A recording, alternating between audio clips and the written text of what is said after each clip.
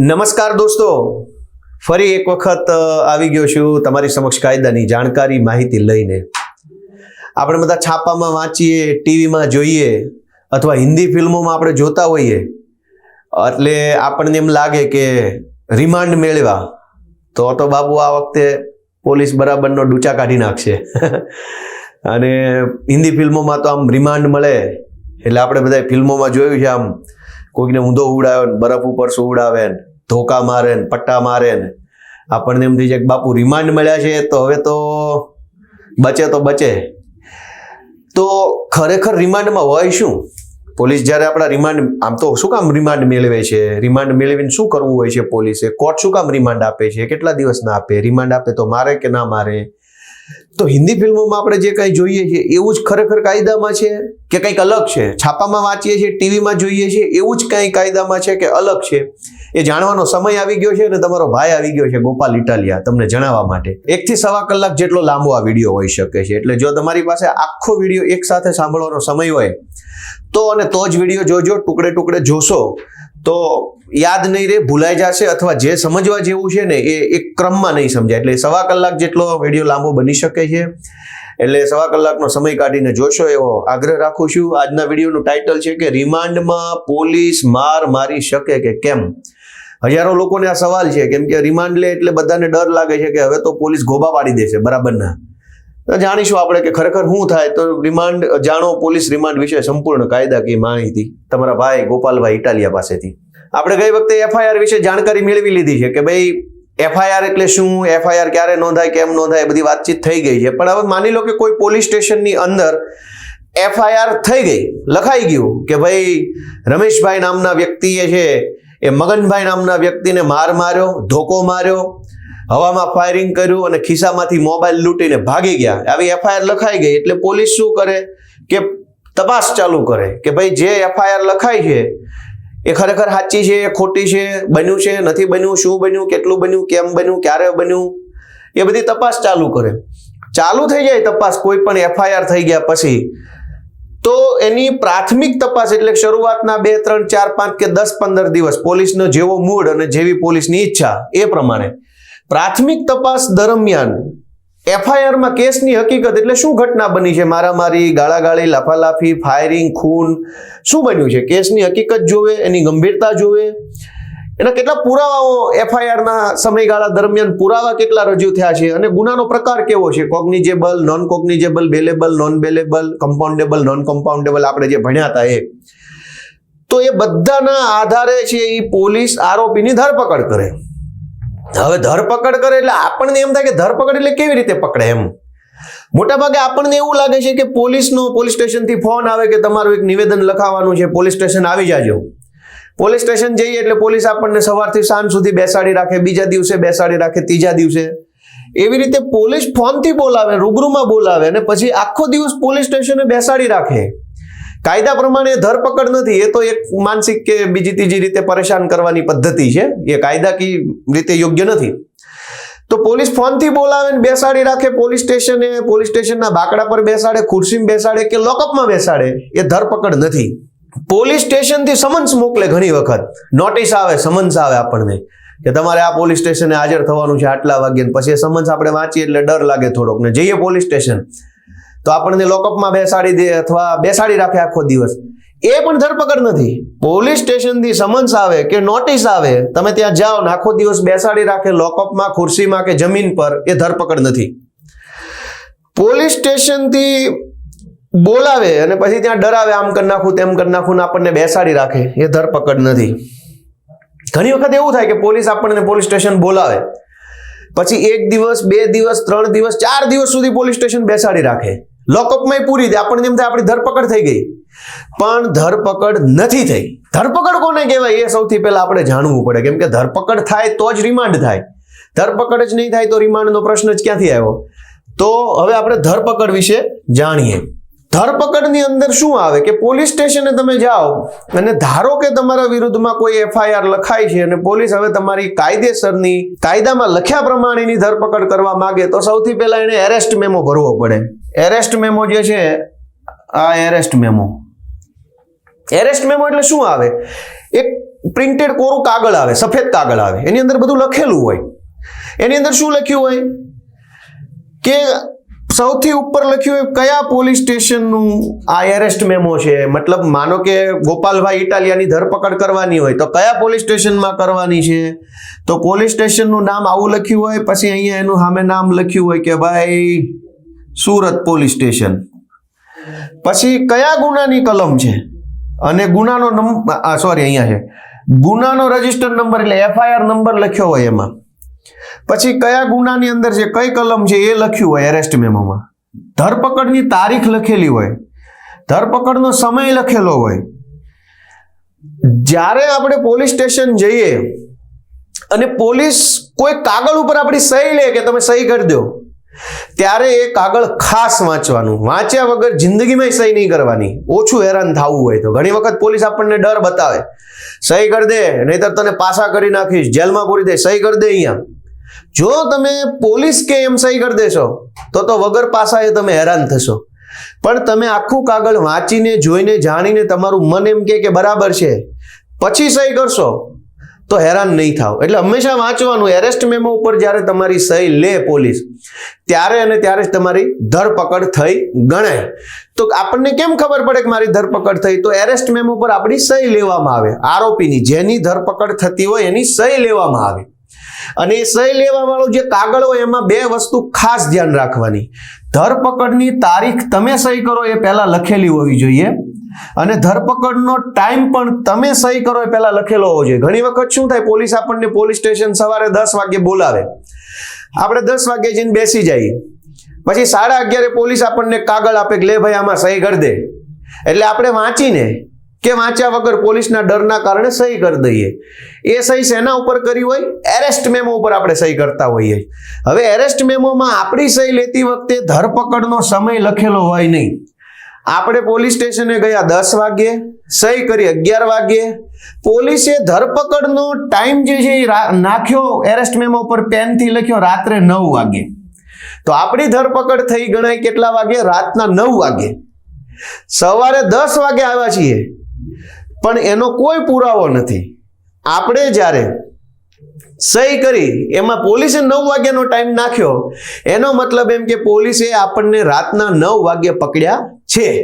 તો જ્યારે આપણી ધરપકડ થાય અને પોલીસ સહી કરવાનું કે ત્યારે સહી કરતા પહેલા ટાઈમ લખેલો હોવો જોઈએ. પ્રિન્ટેડ હોય તો પણ ચાલે, પેનથી લખ્યો હોય તોય ચાલે, તારીખ લખેલી હોવી જરૂરી છે. તારીખ ટાઈમ બંને લખ્યું હોય ત્યાં જ અટકાયત થનાર કે કરનાર વ્યક્તિની સહીમાં આપણી સહી કરી દેવી. ધારો તમે સહી કરી દીધી એટલે હવે તમારી થઈ ગઈ ધરપકડ. એટલે આપણને ખબર પડે કે હવે મારી ધરપકડ થઈ છે. પણ સમયનું ખાસ ધ્યાન રાખવું, કેમ કે પોલીસ 12 વાગ્યે સહી લે, રાતના 12 વાગ્યાનો ટાઈમ નાખે તો આપણી ધરપકડનો સમય છે એ જ્યારે પોલીસે જે સમય નાખ્યો એ ગણાય. સહી ભલે વહેલા કરી દઈએ. તો હંમેશા સહી કરતા પહેલા પોલીસ પાસે આગ્રહ રાખવો કે આમાં સાહેબ સમય નાખીને લાવો, તમને જે અનુકૂળ હોય તે.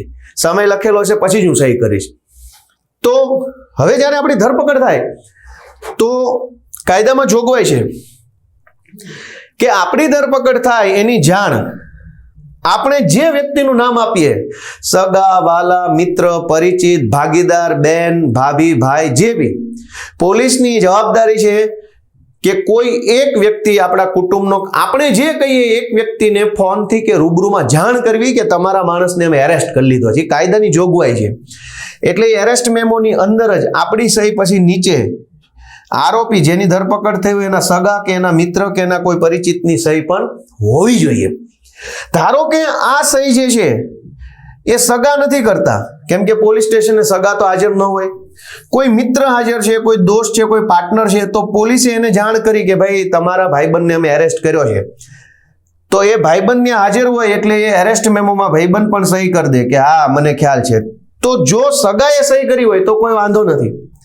સગા સિવાય કોઈ મિત્રની સહી એરેસ્ટ મેમોમાં હોય તો પોલીસની હજુ એક ફરજ છે કે ધરપકડની જાણ એના કુટુંબના વ્યક્તિને ફરજિયાત કરવી. અને એ પણ એરેસ્ટ મેમોમાં લખવું કે ફોનથી કરી, રૂબરૂમાં કરી, કોને કરી, પપ્પાને, મમ્મીને, એનું નામ શું. જો મમ્મી કે પપ્પા પોલીસ સ્ટેશન હાજર હોય ને એની જ હાજરીમાં ધરપકડ ઉપર આપણી સહી લીધી હોય, સગાની સહી લીધી હોય તો વાંધો નથી. પણ મિત્રની હાજરીમાં આપણી ધરપકડ થઈ હોય તો આપણા સગા કુટુંબના વ્યક્તિને પણ જાણ કરવાની પોલીસની ફરજ છે. આ એરેસ્ટ મેમો કહેવાય. આ એરેસ્ટ મેમોમાં આટલી વિગત પહેલેથી લખેલી હોય, માત્ર આપણી સહી અને આપણા સગાની સહી લેવાની હોય એટલે આપણી એરેસ્ટ થઈ ગઈ કહેવાય. ટાઈમનું ધ્યાન રાખવાનું. ત્યાર પછી આપણને આપણો જે મતલબ જે આરોપી હોય, ધરપકડ થઈ હોય, એનો શારીરિક દેખાવ કેવો છે, પાતળો છે, દુબળો છે, જાડો છે, ઊંચો છે, નીચો છે, એ પણ લખાવવામાં આવે. વ્યક્તિનો રંગ કેવો છે, કાળો છે, ગોરો છે, ભૂરો છે, કેવો રંગ છે એ પણ લખવામાં આવે. વ્યક્તિની ઊંચાઈ કેટલી છે એ પણ લખવામાં આવે. આ વ્યક્તિની આદત શું છે, કોઈ કે બીડી પીવે છે, કોઈ કે ગુટખા ખાય છે, મસાલો ખાય છે, આદતો પણ પોલીસ સ્ટેશને લખવાની ફરજિયાત છે. અને શરીર ઉપરની 2 નિશાનીઓ ફરજિયાત લખવાની હોય. કોઈને તલ હોય, કોઈને મસો થયેલો હોય, કોઈને કઈ વાગી ગયું હોય, છરી, ચાકુ કે કોઈ હથિયાર, એનું નિશાન હોય, કોઈ છોલાઈ ગયું એનું નિશાન હોય, કોઈને કુદરતી ખોડ ખાપણ હોય. જ્યારે પોલીસ આપણી પાસેથી આટલી બધી ડિટેલ લખાવે તો સમજવાનું કે આપણી ધરપકડ થઈ છે. બાકી 2 દિવસ લોકઅપમાં બેસાડી રાખે એને ધરપકડ માનતા નથી. તો આ થઈ કે ભાઈ એફઆઈઆર થઈ ગઈ એટલે એફઆઈઆર થયા પછી પોલીસે કોઈની ધરપકડ કરી. ધરપકડમાં એરેસ્ટ મેમો અને ચહેરા નિશાન પત્રકની અંદર બધી વિગત પોલીસે લખી એટલે હવે થઈ ગઈ ધરપકડ. ધરપકડ થઈ જાય એટલે શું થાય કે ભારતનું બંધારણ, ભારત રત્ન ડોક્ટર બાબા સાહેબ આંબેડકરે જે ભારતનું બંધારણ બનાવ્યું છે. હવે તકલીફ શું છે કે આપણે જાજુ કાંઈ જાણતા નથી, જાજુ કાંઈ વાંચતા નથી. વાંચ્યું હોય તો બહુ જાજુ સમજાયું ન હોય. વોટ્સએપ યુનિવર્સિટીમાં ફોરવર્ડ કરેલા ફરફરિયા આપણા ઉપર કોઈ ફેંકે, આપણે એને સત્ય માની લઈએ છીએ. દેશમાં હજારો માણસો એવા છે જે બાબા સાહેબ આંબેડકર પ્રત્યે થોડીક અલગ વિચારધારા રાખે, એમને પસંદ નથી કરતા, એમના પ્રત્યે ધૃણાનો ભાવ રાખે છે. આપણે બાબા સાહેબ વચ્ચે ગમે તેટલા ખરાબ વિચારો રાખીએ પણ બાબા સાહેબ આપણા માટે સારું કામ કરીને ગયા છે. આપણે માનીએ કે ન માનીએ, બાબા સાહેબે બંધારણમાં કેટલીક બાબતો દેશ આઝાદ થયો ત્યારે આપણા ફેવરમાં લખતા ગયા. એમને ખબર હતી કે દેશમાં બંધારણ તો સારું બનશે, કાયદા સારા બનશે, પણ એનું પાલન કરવાવાળા નેતાઓ અને સરકારી અધિકારીઓ છે એ કેવા આવશે એનું કદાચ બાબા સાહેબને અંદાજ હશે. એટલે એણે બંધારણમાં જ તે નાગરિકોની સલામતી માટેની જોગવાઈ કરી છે. હવે પોલીસે આપણી એરેસ્ટ તો કરી લીધી એટલે બંધારણનો આર્ટિકલ 22, એને અનુચ્છેદ 22 કહેવાય. એનું ટાઇટલ છે અમુક કિસ્સામાં ધરપકડ અને અટકાયત સામે રક્ષણ. ભારતના બંધારણથી આપણને હક મળ્યો. કોઈ સરકાર આપણી ઉપર ઉપકાર નથી કરતી, કોઈ પોલીસે આપણી ઉપર ઉપકાર નથી કરવાનો, કોઈ આપણી ઉપર મહેરબાની કરવાની નથી. બાબા સાહેબે બંધારણના માધ્યમથી આપણને હક આપેલો છે, કોઈ અહેસાન નથી કરવાનું. શું હક આપ્યો છે કે ધરપકડ કરાયેલ કોઈ પણ વ્યક્તિને બનતી ત્વરા એટલે કે જેટલું બને એટલું જલ્દીથી તેની ધરપકડના કારણો જણાવ્યા વિના અટકમાં રાખી શકાશે નહીં. તેમજ તેની પસંદગીના વકીલની સલાહ લેવાનો અને તેની મારફત પોતાનો બચાવ કરવાનો તેના હકનો ઇનકાર કરી શકાશે નહીં. એટલે કે જ્યારે આપણી ધરપકડ થાય તો ભારતના બંધારણ પ્રમાણે આપણી ધરપકડ શું કામ થઈ છે એ જણાવવાની પોલીસની 1000% ફરજ છે. જણાવતા હશે કે નહીં જણાવતા હોય એ બધા પોતે જાણે છે. જનતા તરીકે આપણે બધું જાણીએ જ છીએ કે ભગવાનની મહેરબાનીથી કેટલી સારી વ્યવસ્થા આપણને મળી છે. પણ બંધારણમાં આવું લખ્યું છે કે તરત આપણને જાણ કરવી પડે કે હું આમ પકડ્યા છે. અને બીજું કે પોલીસના કંટ્રોલમાં આપણે આવી ગયા પછી, પોલીસ કસ્ટડીમાં આવી ગયા પછી વકીલની સલાહ લેવાનો અને વકીલ મારફત જ પોતાનો બચાવ કરવાનો હક પણ ભારતના બંધારણના માધ્યમથી ડોક્ટર બાબા સાહેબ આંબેડકરે આપણને આપ્યો છે. આપણે બંધારણ વાંચ્યા જોયા જાણ્યા વગર બાબા સાહેબ આંબેડકર વિશે જેમ ફાવે એમ ઘણીવાર લખતા હોય, વોટ્સએપ ફોરવર્ડિયા ફરફર કરતા હોય છે, લોકો અયોગ્ય શબ્દો વાપરતા હોય છે. આપણે જાણીએ તો ખબર પડે કે આપણા માટે એમણે કેટલું કર્યું છે. તો ભારતના બંધારણના અનુચ્છેદ 22(1) પ્રમાણે આપણી ધરપકડના કારણ જાણવાનો હક છે અને વકીલને મળવાનો હક છે. પછી કલમ 2 અનુચ્છેદ 22(2), ઓલી 22(1) હતી, આ 22(2) છે. ધરપકડ કરાયેલી અને અટકમાં રાખેલી. હવે અહીંયા છે ને ધરપકડનો અર્થ અલગ છે કાયદા પ્રમાણે, અટકનો અર્થ અલગ છે, પણ એ ક્યારેક પાછું ફરીથી મેળ પડશે ત્યારે સમજીશું. ધરપકડ કરાયેલી અને અટકમાં રાખેલી દરેક વ્યક્તિને તેની ધરપકડના સ્થળથી મેજિસ્ટ્રેટના ન્યાયાલય સુધીની મુસાફરી માટેનો જરૂરી સમય બાદ કરતા ધરપકડથી 24 કલાકની અંદર નજીકના મેજિસ્ટ્રેટ સમક્ષ રજૂ કરવી જોઈશે અને તે વ્યક્તિને સદરહુ મુદત વીત્યા પછી મેજિસ્ટ્રેટની પરવાનગી વિના અટકમાં રાખી શકાશે નહીં. આ સૌથી ક્રાંતિકારી કલમ છે. બાબા સાહેબ આંબેડકરે જ્યારે આ ભારતનું બંધારણ બન્યું આઝાદી પછી તરત એ વખતે લખી નાખ્યું હતું કે પોલીસ કોઈ વ્યક્તિને કાયદેસર એરેસ્ટ કરી લે એ પછી માત્ર 24 કલાક જ પોલીસ એને રાખી શકશે. 24 કલાક પૂરા થાય પછી યા તો એ વ્યક્તિને છોડી દેવાનો છે યા તો એ વ્યક્તિને કોર્ટમાં લઈ જવાનો છે, પણ પોલીસે પોતે રાખવાનું. શું કામ? મહામાનવ છે બાબા સાહેબ આંબેડકર, એમને અંદાજ હશે કે પોલીસને વધુ સત્તા આપશું તો કદાચ બની શકે કે સત્તાનો દુરુપયોગ થાય. તો ભારતના બંધારણ પ્રમાણે પોલીસ આપણી ધરપકડ કરે, ધરપકડનો જે ટાઈમ નાખ્યો હોય તે એવું નથી પછી 10 વાગે પોલીસ સ્ટેશન જાઓ અને આપણે 11 વાગે સહી લઈ લીધી હોય, પણ ધરપકડનો ટાઈમ 9 વાગે નાખ્યો હોય રાતનો, તો રાતના 9 વાગ્યાથી 24 કલાક ગણવાના છે, સવારે 10 વાગ્યાથી નહીં. તો એરેસ્ટ મેમોમાં જે ટાઈમ લખ્યો હોય એ ટાઈમથી 24 કલાક પૂરા થાય એટલે પોલીસે ફરજિયાત 1000% છોડી દેવો પડે યા તો એને કોર્ટમાં લઈ જવો પડે, એવું ભારતનું બંધારણ કહે છે. પછી 24 કલાક કરતા વધુ જો કોઈ માણસને પોલીસે પકડીને રાખવો હોય કે 24 કલાક કરતા વધુ હવે એને પોલીસ સ્ટેશન બેસાડી રાખવો છે, તો પોલીસે મેજિસ્ટ્રેટની પરવાનગી વિના અટકમાં રાખી શકાશે નહીં. પોલીસે શું કરવું પડે? 24 કલાક કરતા વધુ પોતાની પાસે માણસને પકડીને રાખવો હોય તો મેજિસ્ટ્રેટની પરવાનગી લેવી પડે. આગળ જોઈએ હવે તો આ ભારતના બંધારણની 2 કલમ. હવે છે ફોજદારી કાર્યરીતિ સંહિતા 1973, અંગ્રેજીમાં છે CRPC, code of criminal procedure.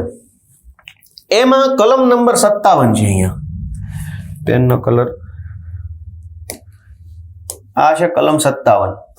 કલમ 57માં એવું લખ્યું છે કે વગર વોરંટે પકડાયેલ વ્યક્તિને કોઈ પોલીસ અધિકારી તે બાબતના બધા સંજોગો જોતા વ્યાજબી હોય તે કરતા વધુ મુદત સુધી કસ્ટડીમાં રાખી શકાશે નહીં અને કલમ 167 હેઠળ મેજિસ્ટ્રેટનો ખાસ હુકમ ન હોય તો તે મુદત ધરપકડના સ્થળેથી મેજિસ્ટ્રેટના ન્યાયાલય સુધી પહોંચવા માટે જરૂરી પ્રવાસનો સમય બાદ કરતા 24 કલાકથી વધુ હોવી જોઈએ નહીં. મતલબ ફરીથી ભારતના બંધારણમાં તો લખ્યું જ છે, પણ CRPCમાં 57 નંબરની કલમમાં લખ્યું છે કે પોલીસે 24 કલાકથી વધુ કોઈને પોતાની કસ્ટડીમાં, કબજામાં, લોકઅપમાં કે પોલીસ સ્ટેશનમાં રાખવો નહીં.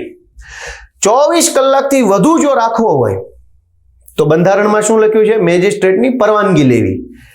અહીંયા શું લખ્યું છે?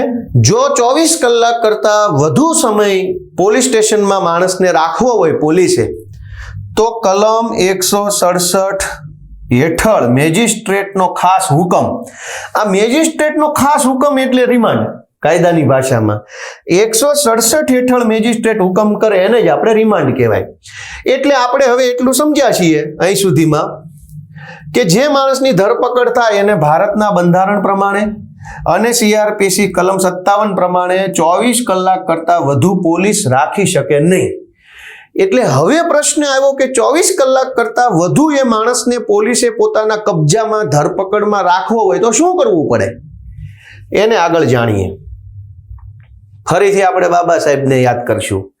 બાબા સાહેબે એટલું બધું જબરજસ્ત બંધારણની અંદર આપણા માટે જોગવાઈઓ કરી છે, પણ આપણે વાંચ્યા વગર જ જો માત્ર બાબા સાહેબની જ્ઞાતિના કારણે કે એમને માનવાવાળા સમાજના કારણે આપણી એમના પ્રત્યેની નકારાત્મકતા બાબા સાહેબ પ્રત્યે વ્યક્ત કરીએ એ યોગ્ય નથી. આપણે જાણવું પડે કે કોઈ મહાપુરુષે આપણા માટે શું કામ કર્યું છે. તો બાબા સાહેબ, ભારત રત્ન બાબા સાહેબ આંબેડકરે ભારતના બંધારણના અનુચ્છેદ 20માં બહુ જબરજસ્ત એક કાયદાની જોગવાઈ કરી છે. શું લખ્યું છે? ગુના માટે દોષિત ઠરાવવા અંગે રક્ષણ.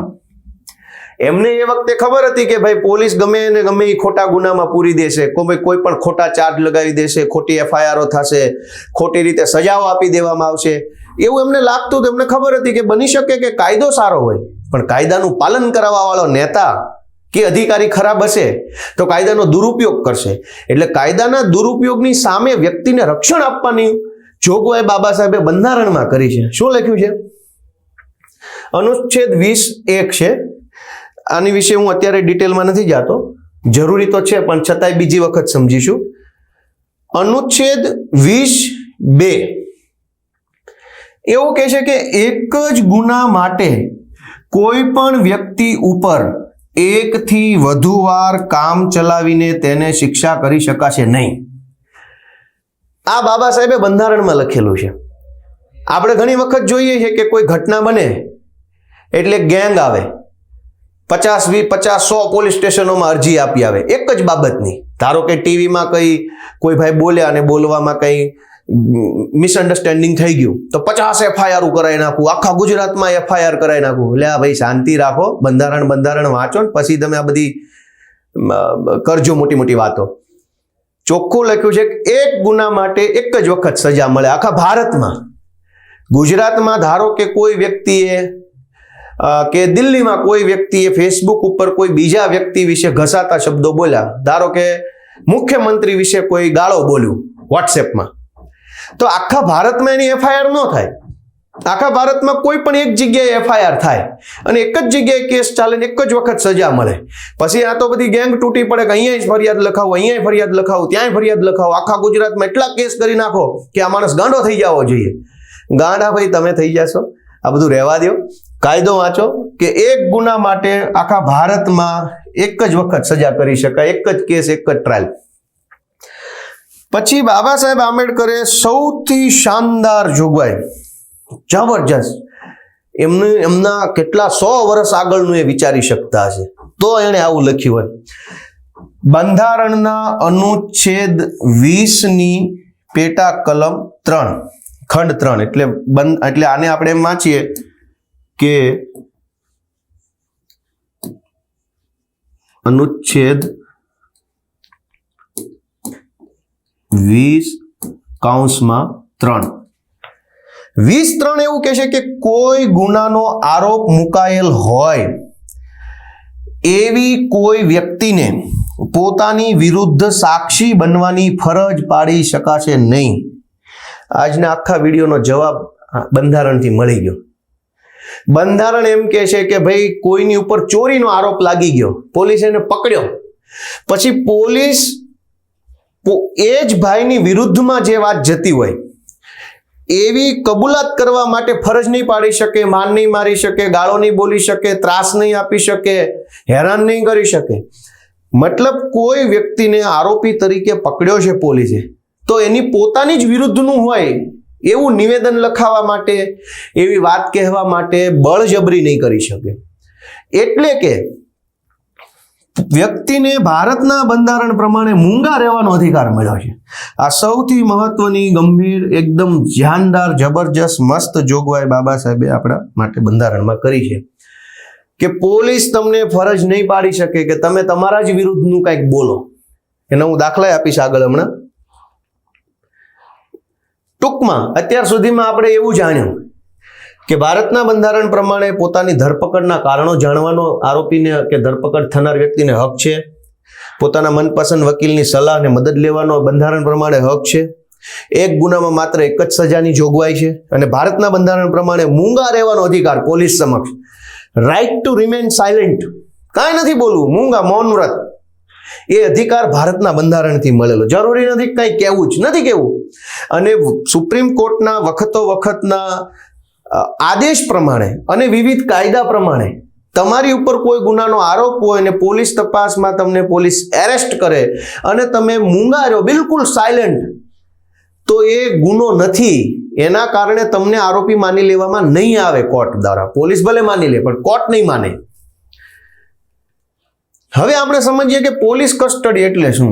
કેમ કે આપણે રિમાન્ડને સમજવા છે તો પહેલા આપણે ધરપકડ સમજ્યા. ધરપકડમાં 24 કલાકનો સમય પોલીસને મળે છે આપણને એની પાસે રાખવાનો. 24 કલાક પછી ઘરે જવા દેવા પડે અથવા કોર્ટમાં લઈ જવા પડે. તો પોલીસ કસ્ટડી એટલે ધરપકડ થયેલ વ્યક્તિની પોલીસના કબજા અને નિયંત્રણમાં પ્રથમ 24 કલાક એટલે પોલીસ કસ્ટડી. એટલે જ્યારે આપણને પોલીસ પકડી લે પછી જે પહેલા 24 કલાક હોય એમાં એ પહેલા 24 કલાક એટલે આપણે પોલીસ કસ્ટડીમાં એટલે કે લોકઅપમાં. હવે ઘણીવાર ઓળખાણ સારી હોય, સાહેબ ઘરના હોય, આપણી જ્ઞાતિના હોય, આપણે જે પાર્ટીને માનતા હોય એ પાર્ટીના નેતાની થોડીક વાત વધારે માનતા હોય તો લોકઅપને બદલે આપણને ખુરશીમાં બેસાડે, એ અલગ વસ્તુ છે. પણ પહેલા 24 કલાક દરમિયાન પોલીસના કંટ્રોલમાં આપણે હોઈએ એટલે પોલીસ કસ્ટડી, જ્યુડિશિયલ કસ્ટડી. કે ભાઈ હવે 24 કલાક પૂરા થઈ ગયા, હવે પોલીસે શું કરવાનું? ઘરે જવા દેવાનો, જામીન આપી દેવાનો. જામીન લાયક કેસ હોય તો, જામીન લાયક કેસ ન હોય તો પોલીસે કોર્ટમાં લઈ જવા પડે. તો કોર્ટમાં જ્યારે તમે લઈ જાઓ છો એટલે કોર્ટનું પગથિયું ચડી જાવ એટલે તમે થઈ ગયા કોર્ટના માણસ, જજના માણસ. અહીંયા હતા તમે પોલીસના માણસ, અહીંયા થઈ ગયા તમે જજના માણસ, એટલે કે જ્યુડિશિયલ મેજિસ્ટ્રેટની કસ્ટડીમાં આવી ગયા. એટલે હવે તમે જજ સાહેબના કબજામાં છો. હવે તમારું શું કરવું શું ન કરવું એ જજ સાહેબના હાથમાં છે. પહેલા તમારું શું કરવું શું ન કરવું એ પોલીસના હાથમાં હતું, હવે જજના હાથમાં આવી ગયું. જજ સાહેબ હવે નક્કી કરશે. એટલે પોલીસ જો આરોપીને 24 કલાક પૂરા થયા પછી કોર્ટમાં લાવે છે, અહીંયા કોર્ટમાં લાવે એટલે એક તો પોલીસ છે એ રિમાન્ડ માગે જજ પાસે કે સાહેબ 24 કલાક આ ભાઈને મેં પોલીસ સ્ટેશનના લોકઅપમાં બેસાડી રાખ્યા, તપાસ કરી, પૂછપરછ કરી, પણ હજુ આ ભાઈને મારે પૂછપરછ કરવી છે, હજુ પોલીસ સ્ટેશને 24 કલાક કરતા વધુ સમય માટે લઈ જવા છે, તો મને રિમાન્ડ આપો. તો જજ સાહેબ છે એ રિમાન્ડમાં બે ઓપ્શન હોય. એક હોય યસ કે ભાઈ આપી દીધા, અને બીજો છે નો કે નથી આપ્યા. હા પાડી તો પોલીસ એને ફરીથી પોલીસ સ્ટેશને લઈ જાય.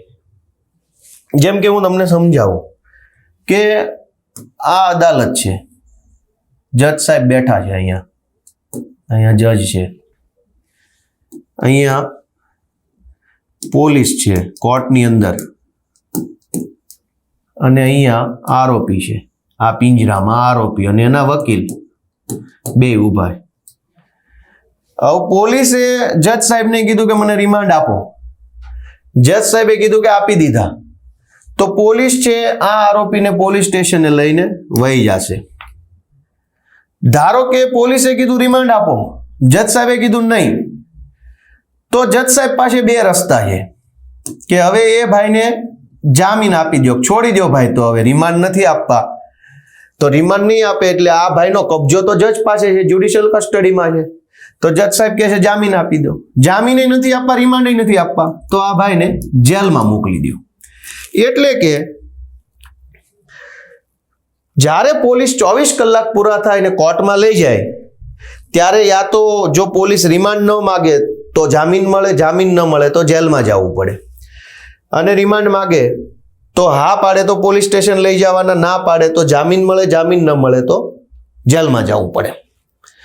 હવે પોલીસ રિમાન્ડ જે છે એ હું રિમાન્ડ એટલે શું, આ મહત્વનો પ્રશ્ન છે. અરે બાપરે, હિન્દી ફિલ્મ જોઈએ એટલે આપણને એમ થઈ જાય કે ભાઈ, આપણે ઘણીવાર મેં એવું સાંભળ્યું છે કે સાહેબ ધોકાથી ન મારતા, એવું લાગે ને તો બે ઢીકાન લાપટ જાપટ માર લેજો, જે થાય આપણે સમજી લઈશું, ધોકો ન મારતા.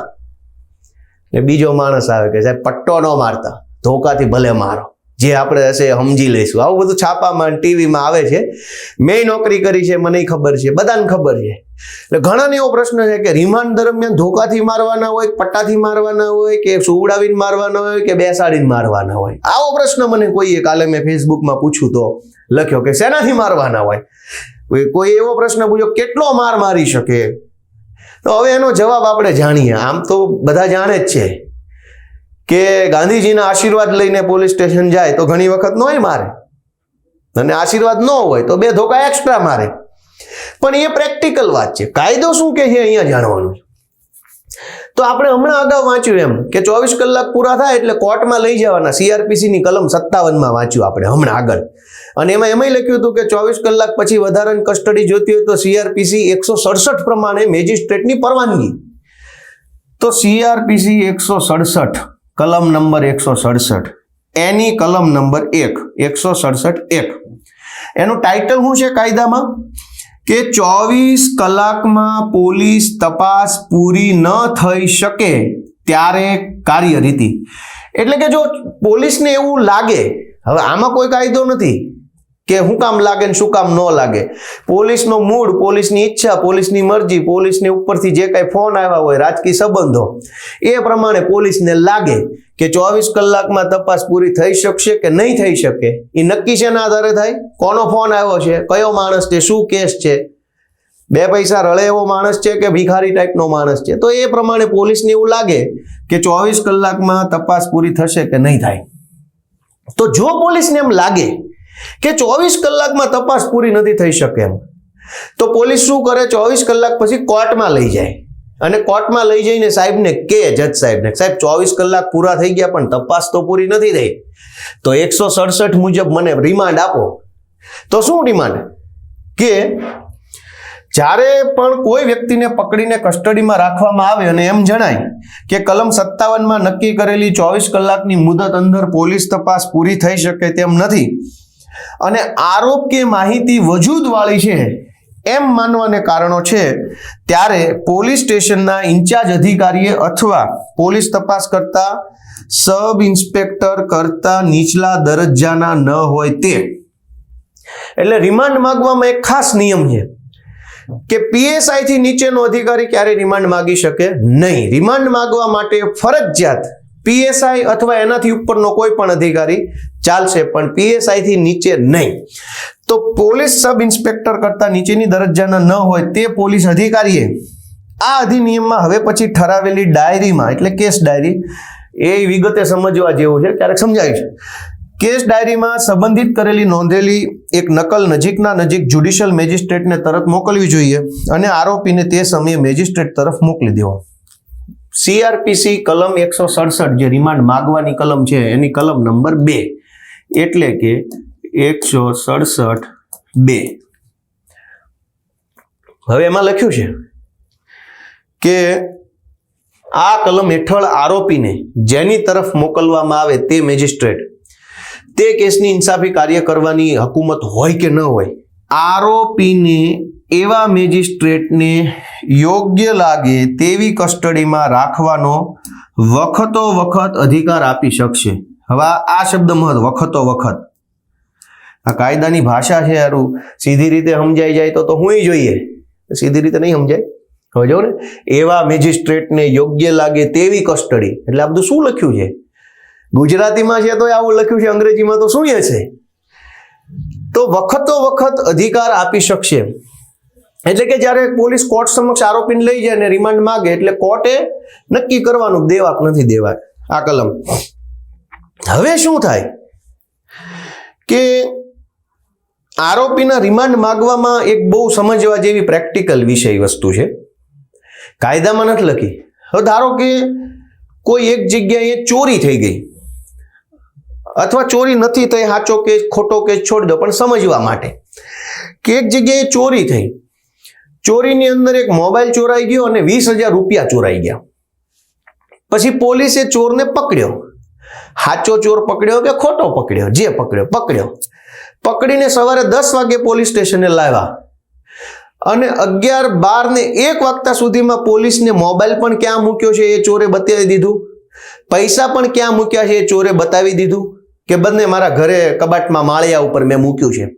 એટલે પોલીસે શું કર્યું કે 1 વાગ્યે મોબાઈલ પણ લઈ આવ્યા અને પૈસા પણ લઈ આવ્યા અને ચોરને પછી એરેસ્ટ બતાવી દીધો ઓન પેપર. હવે આગળ શું થાય છે સમજીએ આપણે. જે ચોરવાળી જે મોબાઈલ ને જે પૈસા જે લઈ ગયા છે એનો હું હમણાં જવાબ આપીશ કે શું થાય, રિમાન્ડ કેવી રીતે. હવે રિમાન્ડ કેવી રીતે માગવામાં આવે. હવે ધારો કે 24 કલાક પૂરા થઈ ગયા એટલે પોલીસ કોર્ટમાં આરોપીને લઈ જાય અને એક લેખિતમાં અરજી જજ સાહેબને આપે. ત્યાં એ અરજીમાં શું લખ્યું હોય કે એક લેખિત અરજી, મેં કીધું ને એક લેખિત અરજી હોય એ કોર્ટને આપે. અરજીમાં શું લખ્યું હોય? અરજીમાં એ લખ્યું હોય કે આ આરોપીને ક્યારે ધરપકડ કરી છે, એટલે તારીખે, કેટલા વાગે ધરપકડ કરી છે, કેમ ધરપકડ કરી છે, કોની હાજરીમાં ધરપકડ કરી છે વગેરે બાબત અરજીમાં પહેલા ફકરામાં લખી હોય. પછી ફકરા વાઇઝ 1 2 3 4 5 પોલીસને મજા આવે એટલા ફકરા હોય એમાં. પણ પહેલી વિગત લખી હોય કે કઈ તારીખે, કેટલા વાગે, કઈ કલમમાં, કયા પોલીસ સ્ટેશનમાં ધરપકડ કરી છે એ લખ્યું હોય. પછી લખ્યું હોય કે આ ગુનાની ટૂંકી હકીકત તો શું ઘટના બની છે, તો કે ભાઈ ચોરી બની છે, લૂંટ બન્યું છે, બળાત્કાર, જે કઈ બન્યું હોય કે આ ભાઈને આમ કરી નાખ્યું, આ જગ્યાએ આમ લઈ લીધું, જે કઈ બન્યું હોય એની ટૂંકી વિગત લખેલી હોય, જેથી કરીને જજ સાહેબને ખ્યાલ આવે કે આ ભાઈની એરેસ્ટ કરી છે અને આ બાબતમાં એરેસ્ટ કરી છે. પછી જે વ્યક્તિ વિશે રિમાન્ડ માંગવામાં આવ્યા હોય એ વ્યક્તિની આ ગુનામાં શું ભૂમિકા છે. ઘણી વખત 10 આરોપી હોય, 10 માંથી જેના રિમાન્ડ માંગે છે એની ભૂમિકા શું છે. ભાઈ એક જગ્યાએ શું થઈ ગયું કે ટોળાની અંદર ડખો થઈ ગયો, એક આખું ટોળામાં લડાઈ ઝઘડો થઈ ગયો, તલવારો આમને સામને વાગી ગઈ, 10 જણા ઘાયલ થઈ ગયા અને 50 લોકો પર એફઆઈઆર થઈ.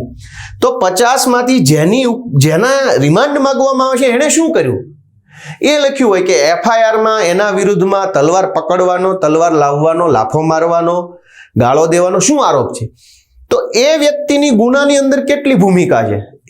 10 આરોપી હોય તો 10એ એક સરખું કામ તો ન કર્યું હોય, બધાએ થોડું અલગ અલગ ગુનો કર્યો હોય, બધાનો ભેગો મળીને મોટો ગુનો બન્યો હોય. તો એ વ્યક્તિની ભૂમિકા લખેલી હોય કે સાહેબ આ વ્યક્તિ આવું કર્યું છે એમ.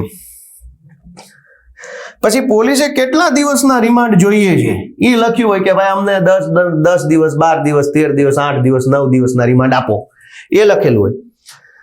ત્યાર પછી આ આખી અરજીમાં રિમાન્ડ માંગવાના વિવિધ કારણો લખેલા હોય. શું કામ રિમાન્ડ જોઈએ છે, તો કે કારણ નંબર 1 આ કારણસર રિમાન્ડ જોઈએ, કારણ નંબર 2, કારણ નંબર 3, કારણ નંબર 8, કારણ નંબર 15, આવી રીતે લખેલું હોય. હવે રિમાન્ડ માંગવામાં પોલીસ જે કારણો લખે છે એમાં કાયદા પ્રમાણે કયા કયા કારણો હોય એ જાણીએ. પછી હું તમને પેલી ચોરીમાં મોબાઈલ ને પૈસા વાળી વાત કહીશ હમણાં. જ્યારે પોલીસને એમ લાગે કે 24 કલાકમાં તપાસ પૂરી થાય એમ નથી તો વધુ પૂછપરછ માટે પોલીસ રિમાન્ડ માગે. પણ આ 24 કલાકમાં થાય એમ છે કે નહીં કેના આધારે નક્કી થાય.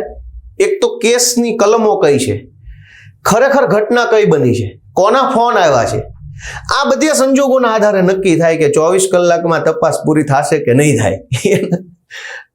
એટલે વધુ પૂછપરછ માટે. એટલે રિમાન્ડ હંમેશા શેના માટે માંગવામાં આવે છે? પૂછપરછ માટે, મારવા માટે નહીં, પૂછપરછ માટે માંગવામાં આવે. પછી ગુનાને લગતી વિગત જાણવા અથવા અન્ય આરોપી વિશે જાણવા. ઘણીવાર એવું હોય કે ફરિયાદી એમ લખાવે કે 4 લોકો મારા ઘરમાં ઘૂસી ગયા, એક જણાએ મને બાંધી રાખ્યો, 2એ મને લાફા માર્યા અને બધા ભેગા મળીને મારા ઘરેથી 20,000 રૂપિયા રોકડા ચોરી કરીને ભાગી ગયા. તો એક જણો પકડાય પોલીસમાં, પણ બાકીના 3 કોણ છે એ તો ખબર જ ન પડે કે કોણ હતા, ક્યાંથી આવ્યા હતા. તો એ જાણવા માટે પોલીસ રિમાન્ડ માગે. હવે એ હું તમને એક ટેકનિકલ વાત પાછળથી કહીશ કે ભાઈ શું ગુનામાં શું શું ઘટના બની હતી, ક્યાં ગયા, કોને મળ્યા, ક્યાં રોકાણા, શું ખરીદ્યું, શું ખાધું, શું પીધું, ક્યાં સૂતા હતા, પછી શું કર્યું, કઈ ગાડીમાં ગયા, કઈ બસમાં બેઠા, ચાકુ માર્યું તો ચાકુ ક્યાં ગયું, ક્યાંથી ચાકુ લીધું હતું, કેટલા રૂપિયાનું લીધું હતું, પૈસા ક્યાંથી આવ્યા, આ બધી પૂછપરછ. પછી ગુનામાં વપરાયેલી ચીજ વસ્તુ કે હથિયારની રિકવરી કરવા માટે. હવે ધારો કે એવી એફઆઈઆર લખાઈ ગઈ કે એક ભાઈએ મારી નજર સામે હવામાં ફાયરિંગ કરીને મને ધમકી મારીને મારી પાસેથી 1 લાખ રૂપિયા પડાવી લીધા, એવી એફઆઈઆર લખાઈ ગઈ. આરોપી પકડાણો તો પોલીસ આરોપીને કહેશે કે ભાઈ તે પેલી હવામાં ફાયરિંગ કર્યું, બંદૂક ક્યાં છે, લાવો. તો આરોપી કહેશે મારી પાસે બંદૂક નથી, અથવા તો મેં બાજુના જિલ્લામાં, બાજુના તાલુકામાં ફલાણા રેલવે સ્ટેશન પાસે જે ગંદકી પડી છે એની અંદર મેં ફેંકી દીધી, મને નથી ખબર, નદીમાં ફેંકી દીધી, તળાવમાં ફેંકી દીધી કે મારા ઘરના માળિયામાં મૂકી દીધી. તો એ આરોપી જ્યાં ફેંકી દીધી, જ્યાં મૂકી દીધી કહેશે, ત્યાંથી આ બંદૂક લેવા જવા માટે, રિકવર કરવા માટે પોલીસ રિમાન્ડ માગે. હવે ધારો કે ભાવનગરની અંદર કોઈ માણસે આમ હવામાં ફાયરિંગ કર્યું, પછી 1 મહિના પછી આરોપી પકડાયો. ક્યાંથી પકડાયો? ઉત્તર પ્રદેશથી ભાઈને અહીંયા લાવ્યા પોલીસ. પછી એને પૂછ્યું કે તે જે ભાવનગરમાં ફાયરિંગ કર્યું તે બંદૂક ક્યાં છે? તો આરોપી શું કહેશે કે એ બંદૂક જે છે ઉત્તર પ્રદેશ મારા ઘરે છે. તો ઉત્તર પ્રદેશ લેવા જવું, જવા આવવામાં તો 4 દિવસ લાગે. પોલીસને તો 24 કલાકનો ટાઈમ મળેલો છે. તો પોલીસ શું કરશે? રિમાન્ડ માંગશે. રિમાન્ડનું કારણ શું લખશે? કે ઉત્તર પ્રદેશમાં જે બંદૂક પડી છે એ લેવા જવા માટે અમારે 4 દિવસનો ટાઈમ લાગે એમ છે, તો 4 દિવસના રિમાન્ડ આપો. તો રિમાન્ડ મંજૂર થાય તો પોલીસ શું કરે, સરકારી ગાડીમાં લઈ જાય ત્યાં, અને બંદૂક હોય તો લઈ આવે, ન હોય તો પંચનામું કરીને પાછા આવે. તો હથિયાર કે ચીજ વસ્તુની રિકવરી માટે, ગુનાને લગતા પુરાવા એકઠા કરવા માટે રિમાન્ડ માંગવામાં આવે. કોઈ વસ્તુ ચોરાઈ ગઈ હોય, મોબાઈલ છે, રૂપિયા છે, તો એ ચોરાયેલી વસ્તુને કબજે કરવા માટે, સોનું ચોરાઈ ગયું હોય, મિલકત, એના માટે પોલીસ રિમાન્ડ માંગે. ગુનામાં સંડોવાયેલ બીજા વ્યક્તિ માટે.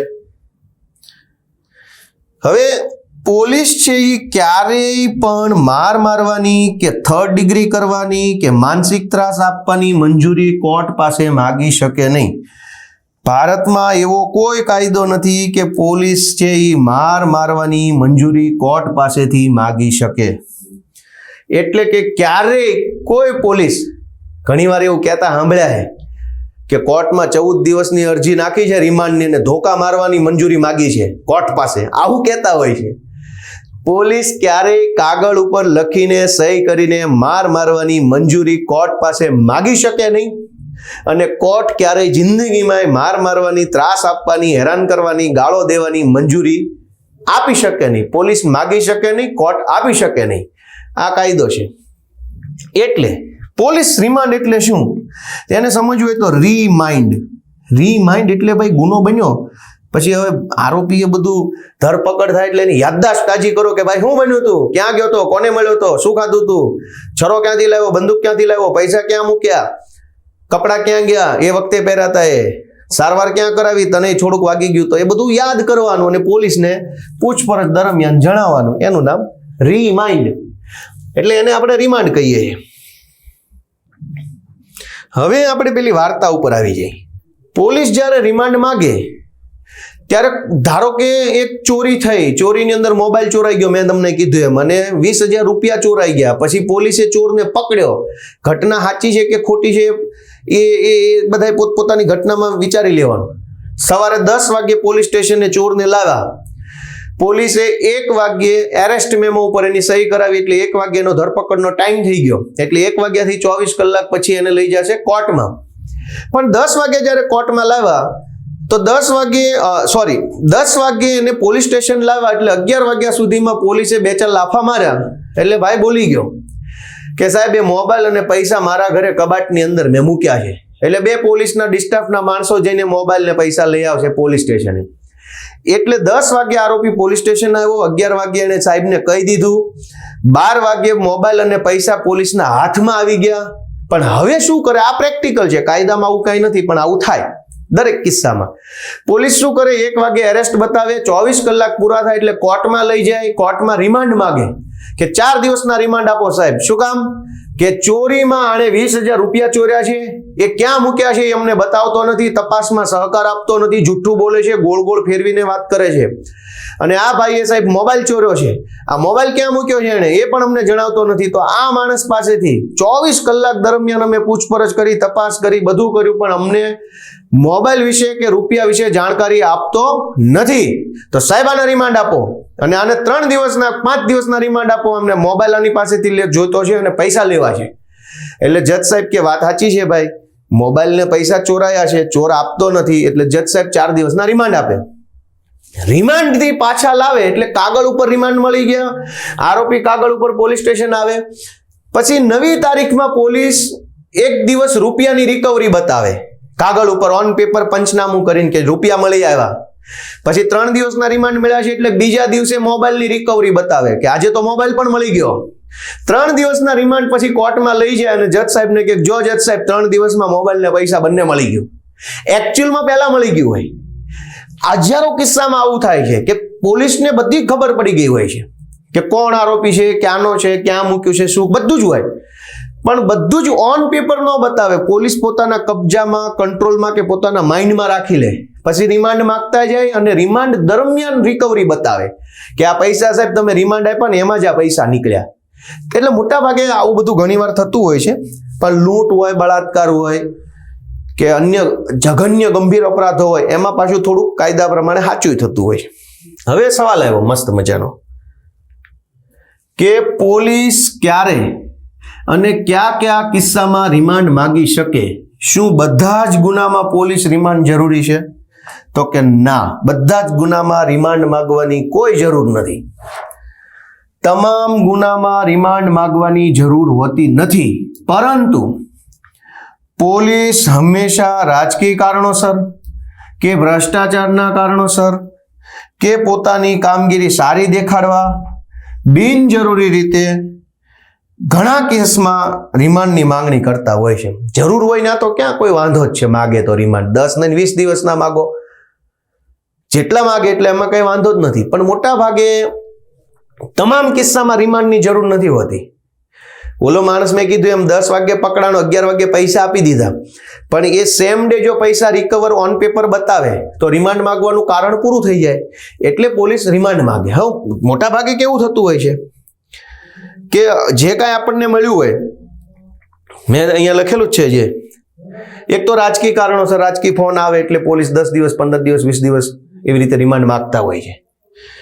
ઘણી વખત રિમાન્ડ એવી રીતે માંગવામાં આવે કે ધારો કે ચોરીની કોઈ ઘટના બની અને પોલીસે આરોપીને પકડ્યો અને બધો જ મુદ્દામાલ એક જ દિવસમાં મળી ગયો અને પોલીસે એક જ દિવસમાં આરોપીને કોર્ટમાં સોંપી દીધો કે ભાઈ હવે તો બધું મળી ગયું, કાંઈ તપાસ બાકી રહેતી નથી. તો ઉપરી અધિકારી એમ વિચારે કે આણે કંઈક લઈ લીધું હશે એટલે રિમાન્ડ નથી માગ્યા, નહીતર તો આને રિમાન્ડ માંગવા જોઈએ. એટલે ઘણી વખત ઉપરી અધિકારીને એમ ન લાગે કે આને કંઈક લઈ લીધું હશે, એ માટે 3 દિવસની રિમાન્ડ અરજી મૂકે, અને ઘણી વખત એવી રીતે મૂકી હોવા છતાંય કોર્ટમાંથી રિમાન્ડ મળી જાય. ઘણીવાર એવું બને. એટલે રિમાન્ડ માંગવાના કોઈ કાયદામાં કઈ કારણ નથી, પણ એ બધું આપણે જાણીએ છીએ સત્ય કે શું છે એમ. રિમાન્ડ જો હવે પોલીસ જ્યારે માગે તો જજ સાહેબે શું કરવાનું? હવે 24 કલાક તો આરોપીને પોલીસ સ્ટેશનમાં કાઢીને જ આવ્યો છે, તો બની શકે કે પોલીસે માર માર્યો હોય, ગાળો દીધી હોય, ત્રાસ આપ્યો હોય, એવું કંઈક તો બની શકે. એટલે 24 કલાક પછી જ્યારે આરોપીને કોર્ટમાં લઈ જાય ત્યારે જજ સાહેબ સૌથી પહેલો સવાલ ફરજિયાત, આખા દેશની કોર્ટોમાં આ કાયદો છે કે જજ સાહેબ સૌથી પહેલો સવાલ આરોપીને ડાયરેક્ટ પૂછે કે પોલીસે માર માર્યો, ત્રાસ આપ્યો, પોલીસ સામે કઈ ફરિયાદ છે? જો તમારી સાથે કોઈ પણ મારામારીની, મારઝૂડની આ તે ઘટના થઈ હોય તો શરમ સંકોચ રાખ્યા વગર હા પાડી દેવી જોઈએ. જો તમે હા પાડી દો તો રિમાન્ડ સાઈડમાં, કેસ સાઈડમાં, બધું મેટર સાઈડમાં, પહેલા તમારી એફઆઈઆર લખાવાનું ચાલુ થઈ જાય, ત્યાં કોર્ટમાં ઊભા જજની હાજરીમાં. એટલે એ 24 કલાક દરમિયાન જો પોલીસે કાંઈ કર્યું હોય તો જજ પહેલો સવાલ પૂછે કે માર મારવામાં, માનસિક ત્રાસ આપવામાં તો આવ્યો નથી ને? હવે આરોપી કહી દે કે ના ભાઈ ના, કાંઈ વાંધો નથી. એટલે ઘણી વખત શું થાય, એવું થાય કે પોલીસ હરખાઈનો ધોકાવી તો નાખે માણસને. અને તકલીફ ક્યાં છે? આ કાયદા મારે કેમ જણાવવા પડે છે કે જે ગુંડા છે, બદમાશ છે, ટપોરી છે, અસામાજિક તત્વો છે, એને પોલીસ ક્યારેય મારતા નથી. કેમ કે એને મારવા પડતા નથી, કેમ કે એ કાયદો જાણે છે, અથવા તો પોલીસના ઉપરી અધિકારી સાથે કે રાજકારણીય સાથેની એટલી ઓળખાણ છે કે પોલીસ એને મારે નહીં. એટલે લુખ્ખા, ગુંડા, બદમાશ તત્વોને ક્યારેય મારતા નથી, યા તો આર્થિક કારણોસર યા તો રાજકીય કારણોસર. માર નિર્દોષ માણસ જ ખાય, નાનો માણસ, ગરીબ માણસ, લાચાર માણસ, ભોગ બનનાર માણસ જ પોલીસનો માર ખાતો હોય. એટલે એને જાણવાની જરૂર છે કે જો પોલીસ એરેસ્ટ કરે અને માર મારે તો ઘણીવાર પોલીસ બે કામ કરે. એક તો એવું કરે કે તમને 4-5 ધોકા મારી લે, પેલા બરાબરનો ધમધમાઈ નાખે, પછી પોલીસ સ્ટેશનથી જામીન આપી દે કે જા ભાઈ હવે તને છોડી દઉં છું. જ્યારે પોલીસ આપણને માર મારે અને આપણે બિલકુલ નિર્દોષ હોઈએ તો જિંદગીમાં પોલીસ સ્ટેશનથી જામીન લેવાના નહીં, ના પાડી દેવાની ચોખ્ખી. શું કામ? કે માર ખાઈને તમે ઘરે જતા રહેશો, પણ જો જામીન નહીં લો તો પોલીસે ફરજિયાત તમને 24 કલાક પૂરા થતા કોર્ટમાં લઈ જવા પડશે. કોર્ટમાં જશો એટલે પહેલો સવાલ જજ સાહેબ પૂછશે કે કાંઈ માર્યું, કાંઈ ફરિયાદ? જો તમે હા પાડી દેશો તો ત્યાં ફરિયાદ લખાવાની ચાલુ થશે. એટલે મોટા ભાગે પોલીસ એવું કરે, હરગાઈને મારી લે પછી પોલીસ સ્ટેશનથી જામીન આપીને ઘરે જતો રહે એમ કહી દે. એટલે આપણને એમ થાય ઘાસ 2 ધોકા ભલે માર્યા પણ માંડ બચ્યા, જામીન મળી ગયા, હવે પૂરું કરો, કંઈ બોલવું નથી. એવું નહીં કરવાનું. બીજું એવું થાય કે પોલીસ નિર્દોષ માણસને ધોકાવી નાખે, પછી કહી દે જો કોર્ટમાં બોલ્યો છો ને તો પછી પાછો આવીશ ત્યારે મજા નહીં આવે, બીજી વખત ધોકાવશો એટલે કોર્ટમાં કઈ બોલવાનું નથી. આવી ધમકી દે મારી હોય એવા કિસ્સા મારી પાસે આવ્યા છે કે હરખાઈનો મારી તો લીધો જ હોય, પાછા કહી દે કોર્ટમાં જજ સાહેબ પૂછે ના પાડી દેજે. દોસ્તો ના નહીં પાડવાની, હા પાડવાની. ખોટી રીતે જો કોઈ માર મારે, ગાળું દે, ત્રાસ આપે તો જજ સાહેબ પહેલો સવાલ પૂછે 1000% પૂછે. ત્યાં સિવાય પ્રોસેસ આગળ ન ચાલે. તો જજ સાહેબ પાસે જયારે રિમાન્ડ માંગવામાં આવે તો સાહેબ આપણને પૂછે કે ભાઈ માર માર્યો કાંઈ ફરિયાદ છે કે નહીં. હા પાડો તો પોલીસ વિરુદ્ધની ફરિયાદ લખાવાનું ચાલુ થઈ જાય. ના પાડો તો રિમાન્ડ ઉપર આગળ પ્રોસેસ ચાલુ થાય. એમાં શું થાય કે પોલીસે જે વ્યક્તિની ધરપકડ કરી છે એમાં ધરપકડને લગતી 2 મહત્વની કલમ છે. કલમ 41 અને કલમ 41. આખા ભારત દેશમાં 2 કલમ છે જેમાં ધરપકડને લગતી તમામ જાણકારી, જોગવાઈ, નિયમો બધું લખેલું છે. તો જજ સાહેબે એ ખાતરી કરવાની છે કે આ ભાઈની ધરપકડ કાયદેસર રીતે પ્રોપર કાયદાની પદ્ધતિથી થઈ છે કે નથી થઈ. મોટા ભાગેના કિસ્સાઓમાં ધરપકડની પ્રોસેસ જ તે કાયદેસર નથી હોતી. હવે માને પકડ્યો જ ગેરકાયદેસર રીતે છે તો રિમાન્ડ આપવાની તો વાત જ સાઈડમાં રહી. પહેલા તો પકડ્યો જ ગેરકાયદેસર છે એટલે છોડી દેવો પડે. કાયદેસર પકડ્યો હોય તો કાયદેસર રિમાન્ડ મળે. મને પકડતી વખતે પોલીસે કલમ 41ની તમામ બાબતોની ખાતરી ન કરી હોય તો મને રિમાન્ડ આપવા ન જોઈએ, મને ઘરે જવા દેવો પડે. એટલે જજ સાહેબે ચેક કરવાનું છે, એ ખાતરી કરવાની છે કે ધરપકડ છે એ તમામ કાયદા, તમામ નિયમ પ્રમાણે જ થઈ છે કે અયોગ્ય રીતે થઈ છે. પણ એ જજ સાહેબ કેટલા કેસમાં ચેક કરે? એટલે આરોપીના જે વકીલ કોર્ટમાં હોય ને એનું કામ છે કે જો કોઈ વ્યક્તિની ધરપકડ કાયદા પ્રમાણે ન થઈ હોય તો તરત જજ સાહેબનું ધ્યાન દોરવું. રિમાન્ડ માંગતા હોય ત્યારે જ કે સાહેબ આ તો ધરપકડ જ ખોટી રીતે થઈ છે. 41A B C D E F G માં આ કલમ પ્રમાણે નથી થયું, આ પંચનામું નથી થયું, આ ઝડપી નથી થઈ, મેડિકલ તપાસ નથી થઈ, ધરપકડ કરતા પહેલા નોટિસ નથી આપી, આમ છે તેમ છે, જે કાંઈ હોય જજ સાહેબે ખાતરી કરવાની એની ફરજ છે. પણ જજ સાહેબના ધ્યાન ઉપર મૂકવાની જવાબદારી આરોપીના વકીલની છે. એટલે જો વકીલ સાહેબ કોર્ટમાં એવું સાબિત કરી દે કે આ ધરપકડ જ તે કાયદાના નિયમ પ્રમાણે નથી થઈ, ભલે આરોપી છે, ગુનો કર્યો છે, FIR છે, બરાબર છે, પણ ધરપકડ કાયદા પ્રમાણે નથી થઈ એવું સાબિત વકીલ સાહેબ કરી દે તો રિમાન્ડ મળવાની કોઈ સંભાવના પૂરી થઈ જાય અને જામીન જ આપી દેવા પડે, છોડી દેવા પડે. શું કામ? કે આ માણસને ખોટી રીતે પકડ્યો છે. ખોટી રીતે એટલે નિર્દોષ છે પકડ્યો એમ નહીં, પણ પકડવાની પદ્ધતિ ખોટી છે, એમાં કાયદાનું પાલન નથી થયું. પછી જજ સાહેબ જે છે એમાં ઘણી વખત એવું થાય કે રિમાન્ડ જ્યારે પોલીસ માગે તો પોલીસ એમ કે ભાઈ મને રિમાન્ડ આપી દો. હમણાં ચૈતરભાઈ વસાવાના કેસમાં જેવું થયેલું. પોલીસે રિમાન્ડની અરજીમાં લખ્યું કે આ કામના આરોપી ચૈતરભાઈ વસાવાની કોલ ડિટેલ કઢાવવાની હોવાથી આના આટલા દિવસના રિમાન્ડ આપો. તો હું તો ત્યાં જ વકીલ હતો. મેં તરત જજ સાહેબનું ધ્યાન દોર્યું કે સાહેબ કોલ ડિટેલ કઢાવવા માટે માણસની ક્યાં જરૂર છે? પોલીસને માણસનું શું કામ છે? કોલ ડિટેલ એક ટેકનિકલ વિષય છે. જે કંપનીનું સિમ કાર્ડ વાપરતા હોય એ કંપનીને તમે ઈમેલ કરશો તો એ કંપની તમને ડિટેલ આપશે. એમાં માણસનું શું કામ છે? તો ઘણીવાર પોલીસ આવા કારણો લખીને રિમાન્ડ માગી લે. તો ત્યાં વકીલની ભૂમિકા આવે કે જજે પણ પોતાનું મગજ દોડાવવાનું છે કે જો કોઈ એવું કારણ પોલીસ રજૂ કરે કે પોલીસને ફરજિયાત આરોપીની હાજરીની જરૂર પડતી હોય, એવું કાંઈ જો પોલીસ પાસે કારણ હોય તો રિમાન્ડ આપી શકાય. જ્યાં આરોપીની હાજરી વગર કામ થઈ શકે એમ હોય તો ત્યાં રિમાન્ડની કાંઈ જરૂર નથી. તમારે આરોપીની હાજરીની જરૂર નથી તો તમારી રીતે ગોતો. આ જેમ કે કોલ ડિટેલનો દાખલો આપ્યો મેં તમને.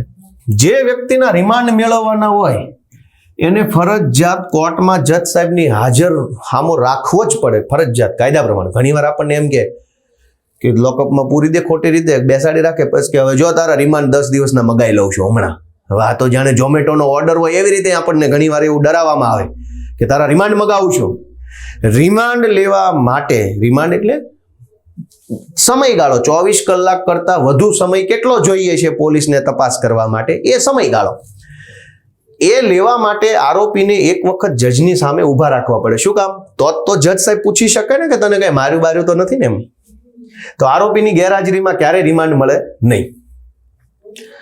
રિમાન્ડ જો જજ સાહેબ આપી દે તો હું કામ રિમાન્ડ આપે છે એના કારણોની નોંધ જજ સાહેબે ફરજિયાત કરવી પડે છે.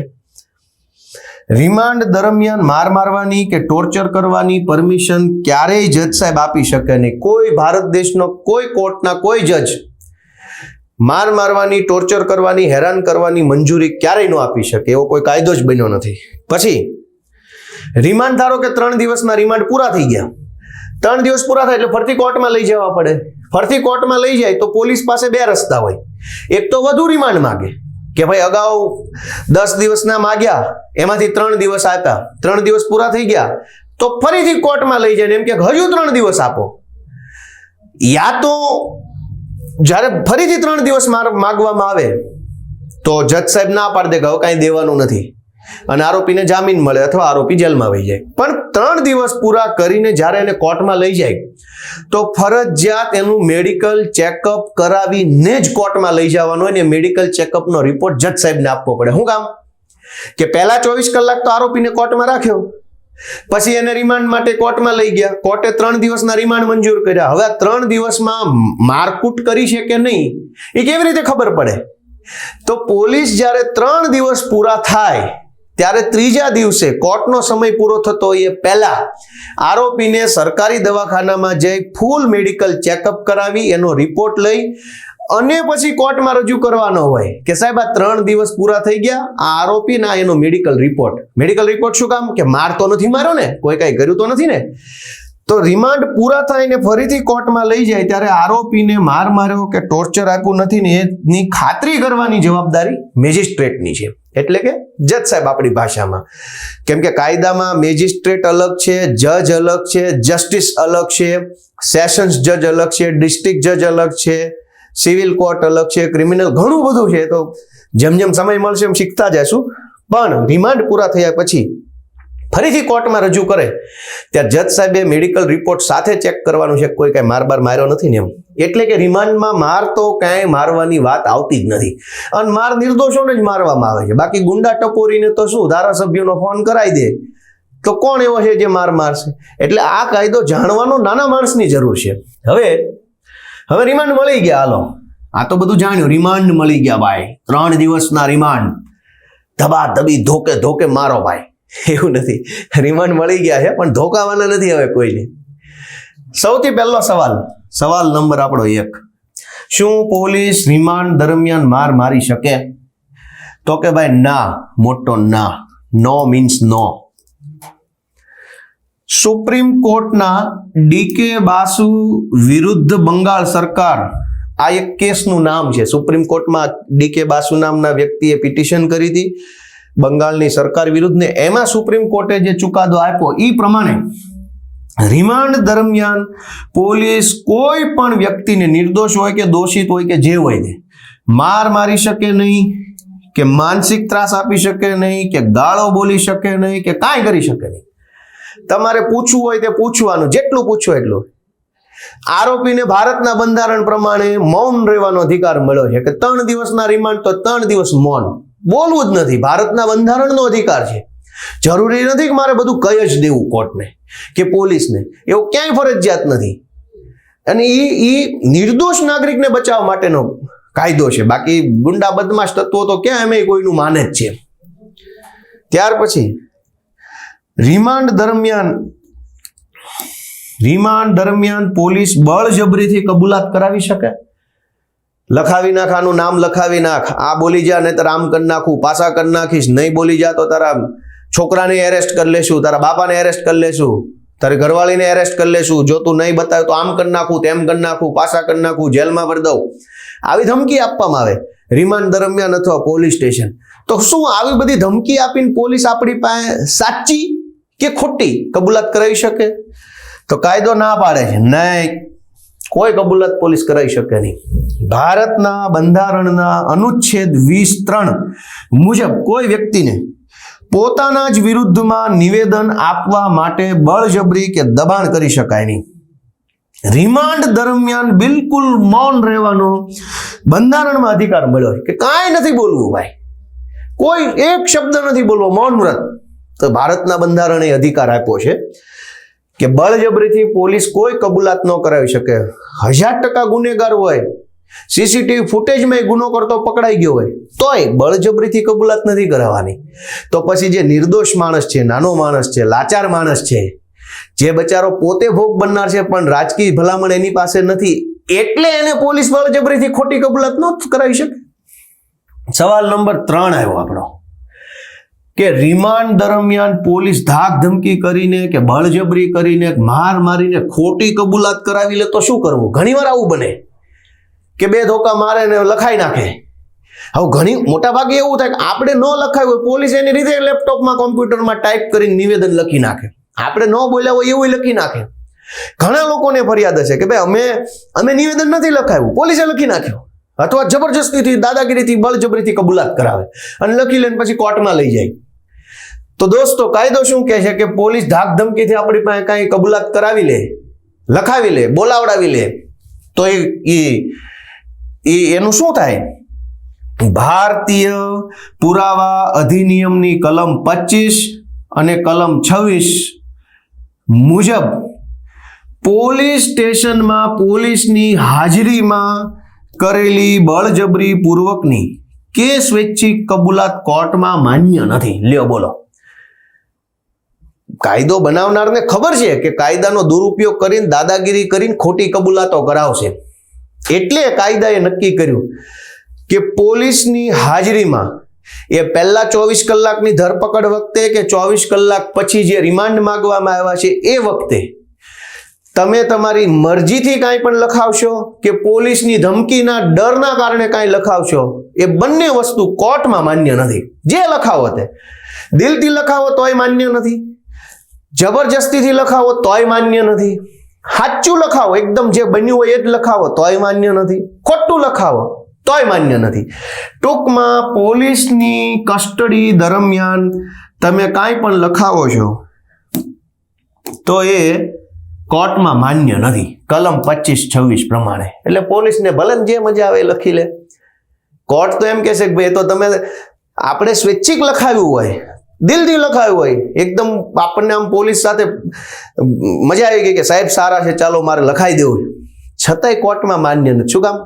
કાયદો એમ માને છે કે પોલીસે બળજબરી જબરજસ્તી ધાકધમકી કરીને જ લખાયું છે એવું કાયદાનું માનવું છે. એટલે કાયદો એમ કહે છે કે કોર્ટમાં પોલીસ સમક્ષની કોઈ કબૂલાત માન્ય નહીં રહે, સ્વૈચ્છિક હોય કે બળજબરી વાળી હોય. શું કોર્ટ દ્વારા રિમાન્ડ દરમિયાન માર મારવાની મંજૂરી આપી શકાય? એ આપણે કીધું કે નહીં ભાઈ, કોર્ટ દ્વારા રિમાન્ડ દરમિયાન માર મારવાની મંજૂરી આપી શકાય નહીં. માત્ર અને માત્ર પૂછપરછ કરવાની પરમિશન મળે, માત્ર પૂછપરછ. અને એ પૂછે તો પાછું બંધારણ પ્રમાણે તો મૌન રહેવાનો અધિકાર મળ્યો જ છે. સવાલ કે વધુમાં વધુ કેટલા દિવસના રિમાન્ડ મેળવી શકાય? તો વધુમાં વધુ CRPC 167(2) પ્રમાણે 15 દિવસના રિમાન્ડ મળી શકે. પણ કેવી રીતે? એક સાથે 15 દિવસ પણ મળી શકે, અથવા પહેલા 2 દિવસના રિમાન્ડ મળ્યા, 2 દિવસ પૂરા કરીને ફરીથી કોર્ટમાં ગયા, ફરીથી રિમાન્ડ વધારાના રિમાન્ડ માંગ્યા, બીજા 2 દિવસ મળ્યા, ત્રીજી વાર કોર્ટમાં ગયા, વળી 2 દિવસ માંગ્યા, મળી ગયા, ફરીથી ટુકડે ટુકડે માગો, એક સાથે માગો, એક એક કરીને માગો, 2-2 માગો, 4-4 માગો, ટોટલ 15 દિવસના રિમાન્ડ મળી શકે. એક સાથે 15 માગો તો 15, આજે 1 દિવસ, ફરીથી 1 દિવસ, ફરીથી 1 દિવસ, ટૂંકમાં 15 દિવસથી વધુના રિમાન્ડ માંગવાની પોલીસ પાસે સત્તા નથી. એટલે મોટા ભાગના કેસમાં પોલીસ 8, 9 કે 10 દિવસના રિમાન્ડ આપો એવું લખતા, એટલે ઓલું શાક માર્કેટમાં ભાવતાલ જેવું છે. આપણે નથી કહેતા શું ભાવ છે કે ભાઈ 25 રૂપિયા, હવે એટલું બધું હોય થોડું વ્યાજબી રાખો, સારું ભાઈ તમારા 20 લઈ લઈશું. એમ પોલીસ જ્યારે 10 દિવસના રિમાન્ડ માંગે ત્યારે કોર્ટ 2 દિવસના આપે. કેસની એવી કોઈ ગંભીરતા હોય, એવું કઈ અંદર ગંભીર તત્વો હોય તો. એટલે પોલીસને 2 દિવસની જરૂર હોય એટલે 8 દિવસ જ માગે, 4 દિવસની જરૂર હોય 12 દિવસ માગે, 5 દિવસની જરૂર હોય 15 દિવસ માગે. એટલે જેટલા માગ્યા હોય એની કરતા ત્રીજા ભાગના બીજા ભાગના રિમાન્ડ કેસની હકીકત, કેસની ગંભીરતા, કેસના જે કાંઈ અંદર તત્વો હોય એના આધાર ઉપર મળે. એટલે પોલીસ માગી શકે 15 ના ટુકડે ટુકડે માગે કે એક સાથે. આપણે પેલો વખતો વખત શબ્દ વાંચો તો મેં હાઇલાઇટ કર્યો. વખતો વખત એટલે જેટલી વાર પોલીસ માગે એટલી વાર આપવા હોય તો આપવાના, પણ 15 થી વધુ જવા નહીં દેવાના.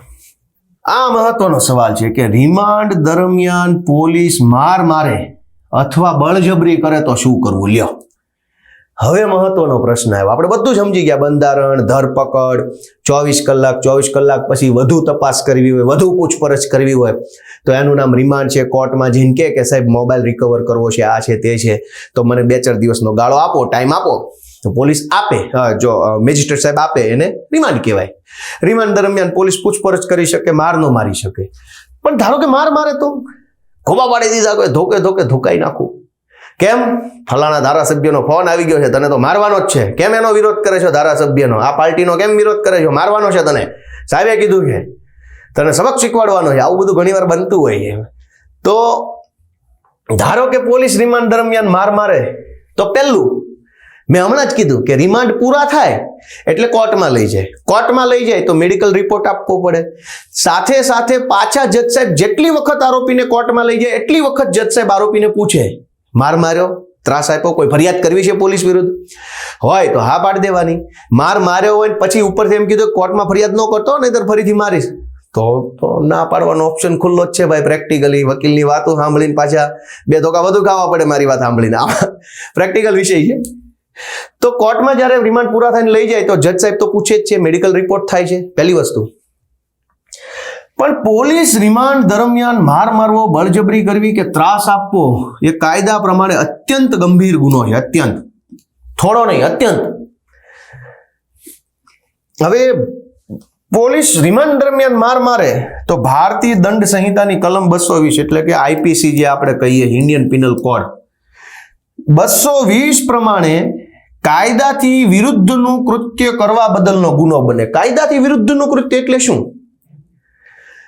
પોલીસને ખબર છે કે કાયદામાં માર મારવાની કોઈ જોગવાઈ નથી, કાયદામાં માર મારવાનો કોઈ ઉલ્લેખ નથી, છતાંય હું માર મારું છું તો કાયદાની વિરુદ્ધનું કામ હું કરું છું એવું પોલીસને ખબર હોય છે. એટલે રિમાન્ડ દરમિયાન માર મારવો એટલે કાયદાથી વિરુદ્ધનું કૃત્ય કરવા બદલ 220 કલમ 220 પ્રમાણે ગુનો છે.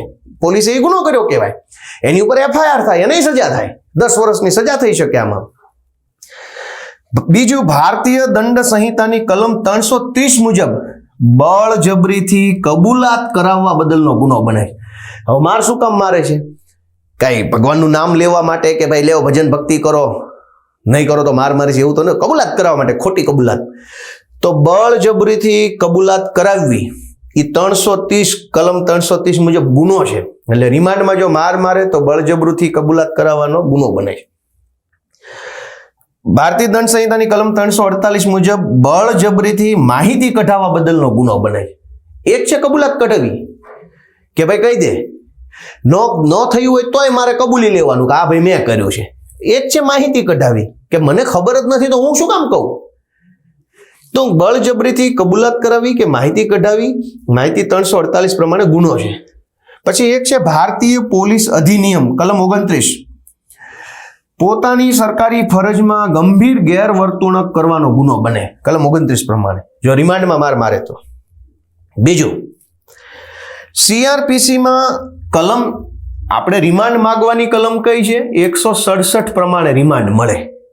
પણ સીઆરપીસીની કલમ 163 એવું કહે છે કે કબૂલાત કરાવવા માટે પોલીસ કોઈ વ્યક્તિને ધાક ધમકી કરી શકે નહીં, પ્રલોભન આપી શકે નહીં, લાલચ આપી શકે નહીં કે ખોટું વચન આપી શકે નહીં. આ કલમ છે 163 નંબર.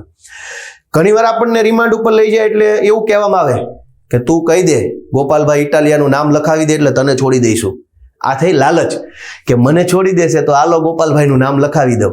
એટલે પેલો માણસ લખાવી દે ને કોર્ટમાં પોલીસ જઈને કે આ તો ગોપાલભાઈ ઇટાલિયાએ ગુનો કર્યો છે, પકડો એને, ફલાણી પાર્ટીનો વિરોધ કરે છે. તો 163 પ્રમાણે પોલીસ લાલચ નહીં આપી શકે, પ્રલોભન નહીં આપી શકે કે તું કહી દઈશ તો તને છોડી દઈશ, કે ધાક ધમકી નહીં આપી શકે, એ ગુનો છે. સીઆરપીસી કલમ 162 પ્રમાણે પોલીસ સમક્ષના કોઈ પણ નિવેદન ઉપર વ્યક્તિની સહી લેવામાં નહીં આવે. આ કેટલું કાયદો બનાવવા વાળા લોકો કેટલા હોશિયાર છે, કેટલી એને ખબર પડતી હશે. એને એવું લખ્યું છે પોલીસ સમક્ષ આપણું જે કાંઈ નિવેદન લેવામાં આવે છે એમાં આપણી સહી નહીં હોય. શું કામ? કે કાયદો એમ માને છે કે ભાઈ આ તો ધાક ધમકીથી નિવેદન લખાયું હોઈ શકે, દાદાગીરીથી લખાયું હોઈ શકે, અને ખોટું નિવેદન લખાવીને 2 લાફા મારીને પોલીસ સહી કરાવી લે. એટલે કાયદો એમ કહે છે કે સહી નહીં લેવાની કોઈ વ્યક્તિની, જેનું પણ નિવેદન હોય, સાક્ષીનું, ફરિયાદીનું, આરોપીનું, નિવેદન ઉપર સહી નહીં લેવાની. શું કામ? કાયદો એમ માને છે કે ખોટા નિવેદન ઉપર ધમકી મારીને સહી કરાવી શકાય, એટલે સહીની જોગવાઈ જ કાઢી નાખી. જે કાંઈ લખ્યું હશે સાચું ખોટું છે એ કોર્ટમાં તો કલમ 25-26 પ્રમાણે માન્ય નથી. એટલે બળજબરીથી કબૂલાત કરાવી છે કે સ્વૈચ્છિક કબૂલાત કરી છે એની નીચે સહી નથી હોતી. અને માનો કે પોલીસે રિમાન્ડ દરમિયાન માર માર્યો હોય તો મેજિસ્ટ્રેટમાં આપણને જ્યારે રજૂ કરે ત્યારે આપણે કહી દેવાનું, સાહેબ પૂછે કે ભાઈ માર માર્યો છે તો આપણે કહેવાનું હા સાહેબ. હવે સૌથી મહત્વનો સવાલ આવ્યો કે પોલીસ વિરુદ્ધ ફરિયાદ કરીએ, ધારો કે રિમાન્ડમાં માર માર્યો, ગોપાલભાઈનો વિડીયો જોયો એટલે અંદરનો ક્રાંતિકારી જાગી ગયો અને કીધું કે ના ભાઈ તુમી હો ઇસ દેશ કે લાલ, અને પોલીસે રિમાન્ડ લીધા અને 2 ધોકા માર્યા, કોર્ટમાં ગયા, વિડીયો સાંભળ્યો તો યાદ આવી ગયું ફરિયાદ કરવાની, ફરિયાદ કરી દીધી. તો પોલીસ શું કહે છે કે કાંઈ વાંધો નહીં, ભલે ફરિયાદ કરી, હવે છૂટ્યા પછી જો તો પકડીને પછી તને હરખો કરીશ હવે હું. તો સવાલ એવો છે કે પોલીસ વિરુદ્ધ ફરિયાદ તો કરી દઈએ ગોપાલભાઈનો વિડીયો સાંભળીને જ્ઞાન મળ્યું એટલે, પણ છૂટ્યા પછી પકડીને ફરીથી હેરાન કરી શકે કે નહીં? તો કાયદો અહીંયા ના પાડે છે મોટી, નો. શું કામ? નો હેરાન કરી શકે. ઓલરેડી તમે કોર્ટમાં, ધારો કે પોલીસ વાળા ભાઈનું નામ છે એક્સ ભાઈએ મને રિમાન્ડમાં માર માર્યો એવું તમે કોર્ટમાં ફરિયાદ કરીને આવ્યા હોય, એ એક્સ નામના ભાઈ ઉપર કોર્ટમાં કેસ ચાલુ હોય, એને નોકરી કરવાની છે, બાળ બચ્ચા પેટ પરિવારનું ચલાવવાનું છે, ફરીથી તમને મારે તો બીજો કેસ થાય ને જિંદગીમાંથી જેલમાં ન છૂટે. એટલે પછી તો એવી હિંમત કોઈ ન કરે. એકવાર ફરિયાદ કર્યા પછી તો કોઈ તમને હામાં મળતા હશે? આપણે ક્યાં સરકારી નોકરી છે, એમને સરકારી નોકરી કરવાની છે. તો એક વખત તમે ફરિયાદ કરી દીધી પછી તો એ કેસ કોર્ટમાં હોય, કોર્ટમાં કેસ હોય એક્સ નામના વ્યક્તિ ઉપર, અને ફરીથી એ તમને મારે તો આપણે કોર્ટમાં જઈને કહીએ નહીં કે મેં ફરિયાદ કરી એટલે મને માર્યો, તો ગંભીર ગુનો થઈ જાય. એટલે કોર્ટ કેસમાં પોલીસ હેરાન કરી શકે નહીં. જો ભૂલથી પણ હેરાન કરે તો પોલીસ ઉપર કડક કોર્ટ કાર્યવાહી થઈ શકે. એટલે ધારો કે પોલીસે પ્રથમ 24 કલાક દરમિયાન માર માર્યો હોય કે 24 પછી રિમાન્ડ દરમિયાન માર માર્યો હોય, એમાં માર માર્યો હોય, પોલીસની કોર્ટમાં ફરિયાદ કરો ને એ ફરિયાદ પછી ફરીથી છૂટ્યા પછી હેરાન કરે તો અત્યંત ગંભીર ગુનો બને છે. એવું ક્યારેય બને નહીં. જે કોઈ પોલીસ વાળાએ માર માર્યો હોય એને પછી ડર, ઉલટાનો વધારે ડર લાગે, કેમ કે કોર્ટ સમક્ષ ફરિયાદ થઈ ગઈ, કોર્ટમાં લખાઈ ગયું હોય, પછી એ તો બોલી ન શકે વધારે. તો આપણે આજે રિમાન્ડ વિશે જાણકારી મેળવી કે રિમાન્ડમાં હિન્દી ફિલ્મમાં આવે છે ને કે ઠાકુર તો ગયો ભાઈ, હવે રિમાન્ડ મળી ગયા છે, ધોકે ધોકે ઢીબવાનો છે. એવું કંઈ હોતું નથી. તમે બધો જ કાયદો જાણ્યો એડવોકેટ ગોપાલભાઈ ઇટાલિયા પાસેથી કે રિમાન્ડ દરમિયાન શું થાય શું ન થાય. આ બીજો વિડીયો છે, થોડોક લાંબો છે, તમને બધાને ગમશે અને તમે કંઈક જાણકારી મેળવો. અને જો સારું લાગે તો આ ફેસબુક, આ ટ્વિટર અને આ ઇન્સ્ટાગ્રામ ઉપર ગોપાલ ઇટાલિયા ઇંગ્લિશમાં આ સ્પેલિંગ સાથે લખ્યું છે, શેર કરશો તો વધારે લોકોને કાયદાની જાણકારી મળશે, જાગૃત થશે. કેમ કે ગુંડા, બદમાશ, લુખ્ખા તત્વોને ક્યારેય કંઈ કાયદો જાણવાની જરૂર નથી પડતી. એક તો એ ગુંડા બદમાશ છે જ એટલે એને કાયદાનો ડર નથી. ક્યાંક કોઈક પોલીસ અધિકારી કડક હોય તો આજુબાજુના ધારાસભ્યનો કે પ્રમુખનો, જિલ્લા પ્રમુખનો ફોન કરાવી દે તો એને કોઈ પોલીસ ક્યારેય મારવાનું નથી. માર તો આપણી જેવા નાના ગરીબ લાચાર માણસો ખાવાનો છે, જેને ખિસ્સામાં પૈસા નથી, મોબાઈલની અંદર ધારાસભ્યનો નંબર સેવ નથી, એના ભાગમાં માર આવે છે. તો આ માહિતી એમના માટે છે. એટલે મેં જે કોશિશ કરી છે એ કોશિશ તમે વધુ લોકો સુધી પહોંચાડજો એવી આશા સાથે સૌને ખૂબ ખૂબ શુભેચ્છાઓ અને સૌનો આભાર. Thank you.